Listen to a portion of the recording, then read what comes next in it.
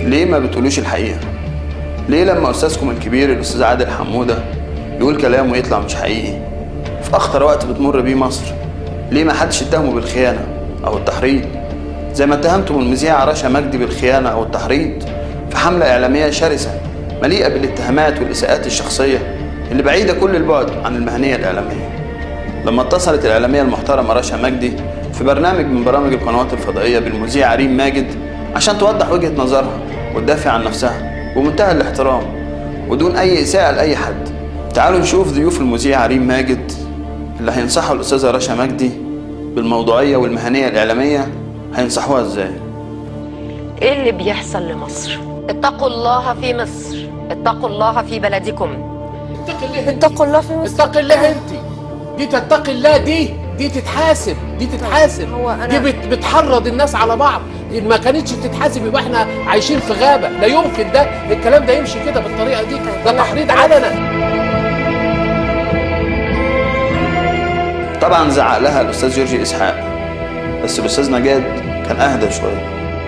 لان مثلا هو بيتكلم على مذيعه برضه اسنانها اتقلعت، يعني دي لا بغض النظر احنا مش بنتكلم عن اشخاص، احنا بنتكلم دي خدمه 20 سنه باللي انت زعتيها، بنتكلم عن لان مثلا هو بيتكلم على مذيعه برضه اسنانها اتقلعت، يعني دي لا بغض النظر احنا مش بنتكلم عن اشخاص، احنا بنتكلم دي خدمه 20 سنه باللي انت زعتيها، بنتكلم عن سياسه اعلاميه وبالتاكيد مش بسياسه اعلاميه.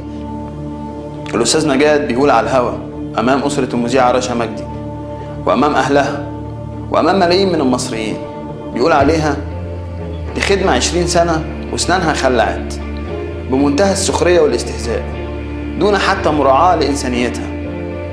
انا بعتذر للاستاذه رشا مجدي عن تكرار الاساءه، بس لازم يكون في حدود لحريه الاعلام. يا زمن معيوب، يا ايام سفيهه، يا دنيا مقلوبه عليها في وطيها، بقى يسرقونا ويتهمونا احنا فيها، وازاي نقوم وهمومنا دي مكومانا.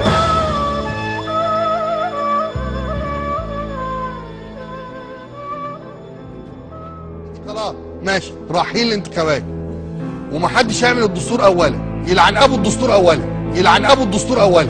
ايه رايكم؟ نخلص. ده جذبة اي واحد فيهم برقبته، ده جذبة اي واحد فيهم برقبته. يا استاذ ابراهيم، يا استاذ ابراهيم، انت اللي بتستخدم. لا واحد يبقى لا اسمع، انا مش جاي هنا اتكلم عن انظمه عربيه ودافع عن انظمه عربيه ولا بنسحب، ما في كلام عندي.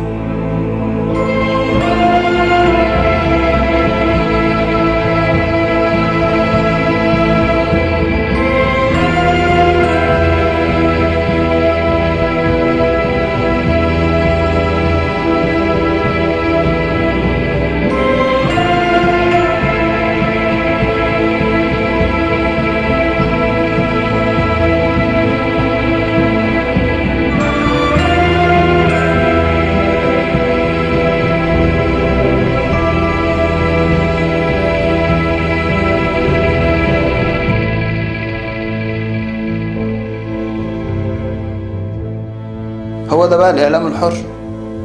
هو ده اللي عاوزين التلفزيون المصري يبقى زيه؟ هي دي بقى الحرية؟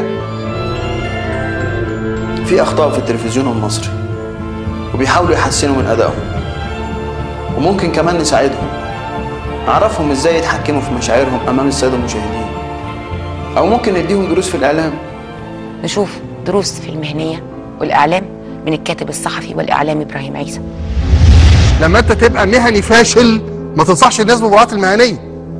لما تبقى انت سياسي فاشل ما تتكلمش خالص، ده تستقيل وتروح تقعد بيتكم. والله العظيم نعتزل لأنس فيه ونروح نبوظ صنعته ونجيبه تاني وزارة الإعلام، نبوظ صنعته ونجيبه تاني وزارة الإعلام. طبعا أكيد ده مش درس من دروس الإعلام، لأنه فيه إساءات شخصية ملهاش أي علاقة بالنقد، وهي دي طريقة الأستاذ إبراهيم عيسى في النقد. أما الأستاذ صلاح عيسى كان له رأي تاني في الناس اللي بتسيء النقد، وخصوصا مع العسكريين. في أولا لغة سياسية وصلت إلى مستوى من الهبوط لم يسبق له مثيل. في مؤسسات في مستوى ما من الكلام معاه ما ينفعش ولا يؤثر. وانا من الممكن احنا كمدنيين ناخد وندي مع بعض، نتطال مع بعض، نشتم بعض، مش عارف نقول له مش عارف ايه الجحيم يا ضياء. ده ما ينفعش ده مع العسكريين. صح، ما ينفعش ده مع العسكريين، وما ينفعش ان انا اقول من حقي اختلف معاهم سياسيا، لان ده مش اختلاف، ده قله ادب. وما ينفعش ان انا اقول من حقي اختلف معاهم سياسيا، لان ده مش اختلاف، ده قله ادب. قلة أدب. الأستاذ صلاح عيسى بيقول لو النقد فيه إساءة يبقى قلة أدب، يبقى مش نقد. انقد وقول رأيك على كيفك بهدوء، من غير تشكيك ولا تخوين ولا تهديد، عشان البلد تعدي بسلام. لو انت ماشي في الشارع وتعرضت لأي أذى ممكن تغضب أو تصور لمدة 10 ثواني أو 20 ثانية، وبعدها ترجع تاني لحياتك الطبيعية، لبيتك ولعيالك ولشغلك. إنما لو فترة الغضب دي زادت ممكن تجيلك جلطة وتموت. والثورة في تاريخ مصر عبارة عن لحظة غضب، لو زادت عن كده ممكن البلد تضيع.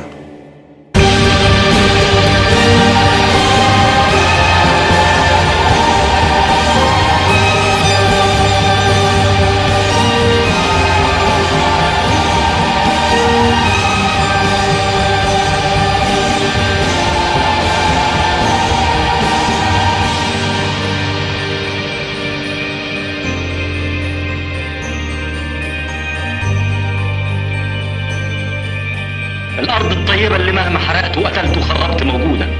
هناخد الروح الجميلة الطاهرة اللي حقدكم وطغيانكم ما أثرش عليها، ما غيرش شعورها ولا قلبها ناحيتنا.